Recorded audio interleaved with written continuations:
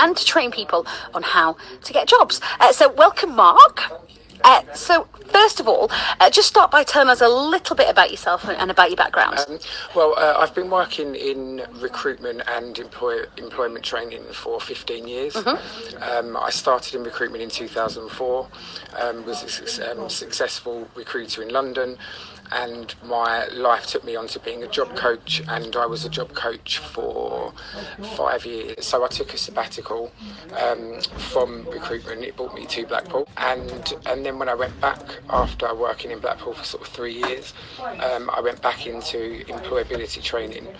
And I then, after sort of numerous redundancies, because it's very common in that industry, because every time the government changed an initiative or a new incentive comes in, redundant. So after being a sort of victim of redundancy, I went back into mainstream recruitment, but I went back into mainstream recruitment with job coach eyes.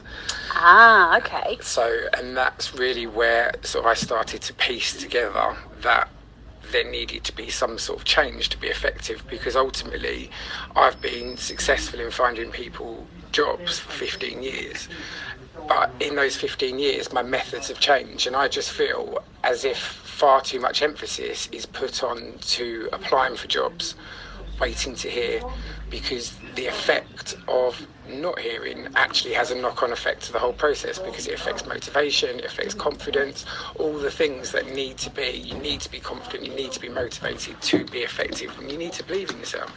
Yeah, I guess that's the other thing. So I've heard of stories before where people have applied for jobs and they just haven't heard anything.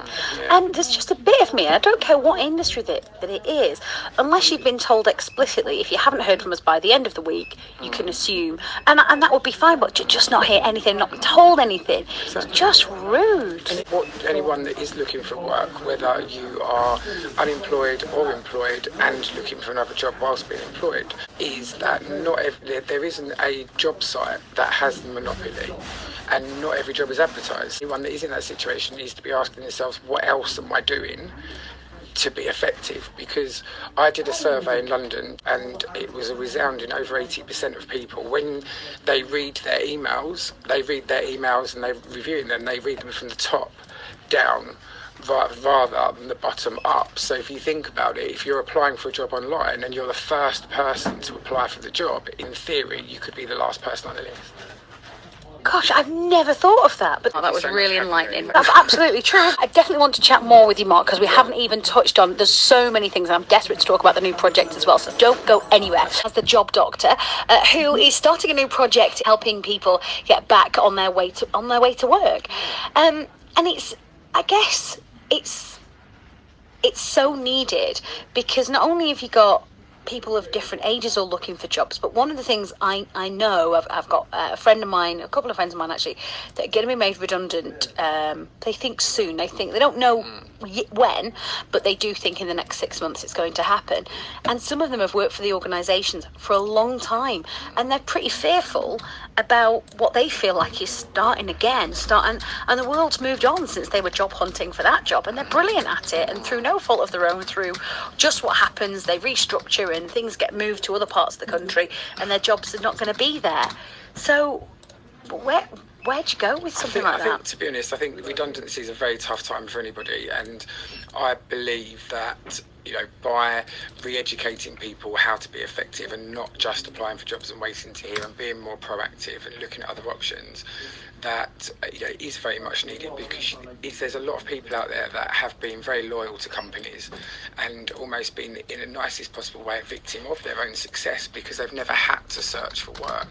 So I've met people before that have been affected by redundancy. They've had 2 years unemployment, and one of the issues that they have is that they now have the gap in their employment, where part of the initiative that I'm running is I'm going to be talking to local employers to educate them that actually gaps in CVs aren't necessarily a reflection of somebody's character. It's actually a reflection of today's economy.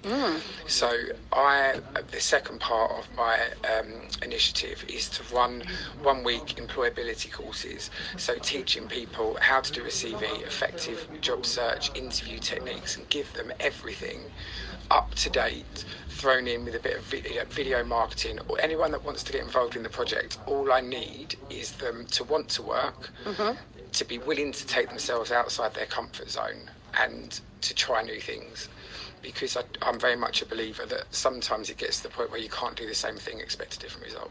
Absolutely. And I guess as well, one of the things to consider is that job hunting can be so demoralising for people because, like you say, maybe it's a British thing that they go, oh, there's a job there, and they'll apply for it, they'll send it off, and then they don't hear anything, and then they go, well, I'll apply for another one, and it just becomes like... Yeah, I think as well with like the whole re-education thing, anyone that is looking for work needs to sort of realign and realise that actually finding the right job for you takes time, it takes persistence, and it takes consistency. It isn't just click, click, click, click, click. I've applied for 4 jobs today. There's so much more that you can be doing. As I've always said to people, it isn't rocket science, it's just a new process. Yeah, no, and that's the thing. And unless you approach it with fresh eyes, like you say, you keep doing the same thing and expect a different result. So when will you be up and running? First stage of the project at the moment, I'm talking to local businesses, giving them the opportunity to advertise in the booklet. The money that is raised from the advertising will go into the second stage, which will be delivering the employability courses.